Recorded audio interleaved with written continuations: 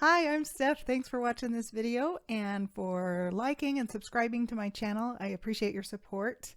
I'm kind of still just getting started with this YouTube stuff, so if you'll hit the like button, hit the subscribe button, hit the bell, you know all the YouTube stuff. I really do appreciate it a lot. Okay, so today I'm actually going to record 3 videos, and you'll notice I'm wearing the same thing in all 3 about Christmas specials and shows that I've been watching. So first up, I want to talk about the Guardians of the Galaxy holiday special. And I suspect that I might be pretty much right smack in the target demographic for this holiday special. They open with a nod to the 70s style special TV logos that I grew up seeing, and they included Kevin Bacon in this show, for Pete's sake. So if it isn't for Gen X kids who are all grown up, I don't know who it's for. I mean, I guess it's for everyone, but especially if you're like a Guardians of the Galaxy fan.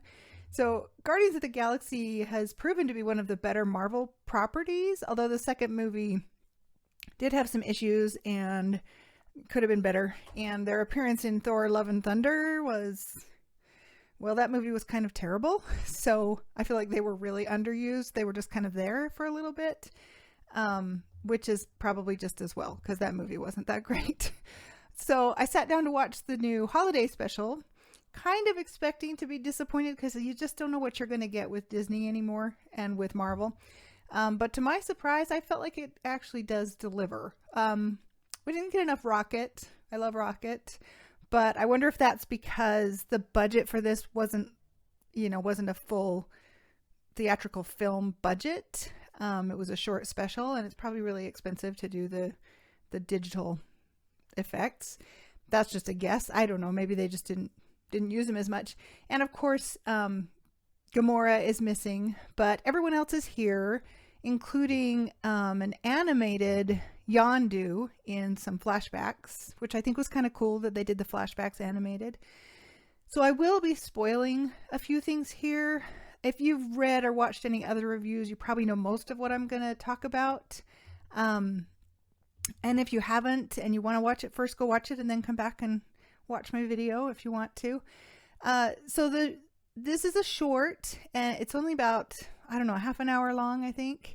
And it opens with an animated memory of Peter Quill telling Kraglin and Yondu about Christmas, or at least his limited memories of what Christmas was on Earth. And Yondu rejects the gift that Peter tries to give him, and he tells him to just throw away all of the stuff, the tree and the gifts and everything. So then it flashes forward to present day, and Kraglin is telling Mantis and Nebula and Drax that story, and he explains that it's Christmas time on Earth right now, and that Yondu ruined Christmas for Peter. So Nebula gives us a little bit of exposition mentioning that they, I assume the Guardians, bought Nowhere from the Collector, and that has kept them really, really busy because it's a disaster. There's a band that are learning to use old Earth instruments, so we get a little musical number about Christmas that's really funny. Has a lot of the details incorrect about Christmas on Earth. And then we cut to Mantis and Drax talking, and this comes with some good laughs. Mantis mentions that she has a big secret, which inspires her to give Quill, who needs cheering up because he's still mourning the loss of Gamora, the perfect Christmas gift. So Drax suggests that they go get Quill his hero, Kevin Bacon, for a Christmas gift. And of course, they don't really understand Earth, so it takes them a little while to find Kevin Bacon. People don't just know where Kevin Bacon lives. And Mantis has to use her powers and trick some people. But finally, they do get to Kevin Bacon's house. They find him. They're really quite funny together, Drax and Mantis are. There are some really fun scenes of the two of them on Earth and some shenanigans that they get into before they get to Kevin Bacon's house. So Bacon is watching an old Christmas movie called Santa Claus Conquers the Martians. This is a 1964 film that is so bad that it's been riffed by both Mystery Science Theater 3000 and Riff Tracks. It's the story of Martians kidnapping Santa because they want him to give presents to their Martian children. So Mantis and Drax arrive, they jump the fence, and they break into his house. I'm a little surprised that Kevin Bacon didn't recognize them, but I guess the Guardians might not be as well known on Earth as like Iron Man and Captain America would be in this universe where they exist. So he manages to call the cops as he's running away from Drax and Mantis. And Drax and Mantis don't really understand what being an actor is and that he's not an actual hero on Earth. And there's some funny stuff about that happens. So Mantis eventually uses her powers on Bacon, and then he is really cooperative because that's what she tells him to do. And so they take him back to nowhere and they surprise Quill. They have this big, beautiful display with Christmas lights and music, and there's a big wrapped box, and Kevin Bacon is inside. Quill, of course, is a good guy, and he promises to get Kevin Bacon home again. Kraglin tells him, Kraglin is on the ship and Kevin Bacon's on there with him. And Kraglin tells him about Quill. He tells him about why Drax and Mantis thought that he would be a good present to give to Quill, and how Quill basically saved the universe and is a big hero. So before he leaves, Bacon goes back and he sings a song with the band, which is really quite good. I'm sure you know that Kevin Bacon sings in a band for real. But I haven't really ever heard much of his stuff before, so it was kind of fun to see him do a little Christmas number with the alien band on Nowhere. And so he comes around and he's like, okay, we can be friends. And he kind of forgives them for kidnapping him on Christmas Eve. And so I think that the special does a really good job of capturing Kevin Bacon's charm and appeal, and they use it really wisely. He's cute and he's funny and he's believable.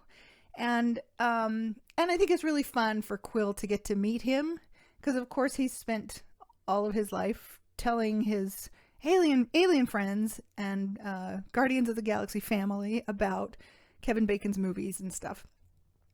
So the Guardians all exchange presents, and in the end, and this is a big spoiler because it's at the end, Quill tells the rest of them, he tells the rest of the story in another animated flashback about how Yondu retrieved the present that Quill was going to give him from the garbage, and that turns out to be Yondu's first little collectible figurine, which is so sweet.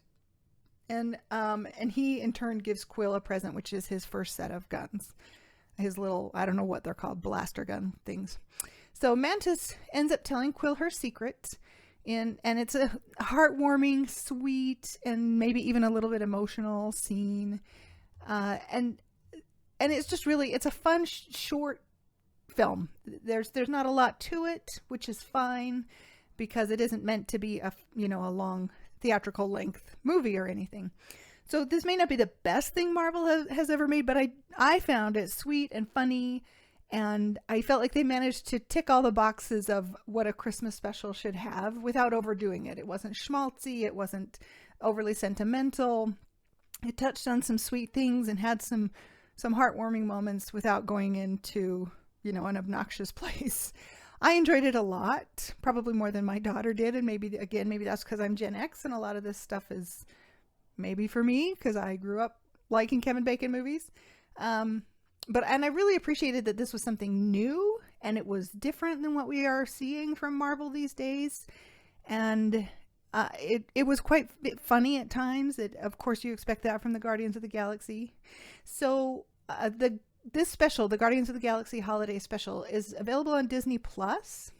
I don't think it's anywhere else. You can probably rent it on Amazon if you want to pay for it more than your Disney Plus subscription. So if you want to watch it, I would say go watch it. I think it was a lot of fun. And I think it was clean enough, that the whole family can sit down and watch it together. So those are my thoughts. You tell me what you thought in the comments. And again, do the YouTube stuff for me. I appreciate your support so much. And I'll see you in the next video.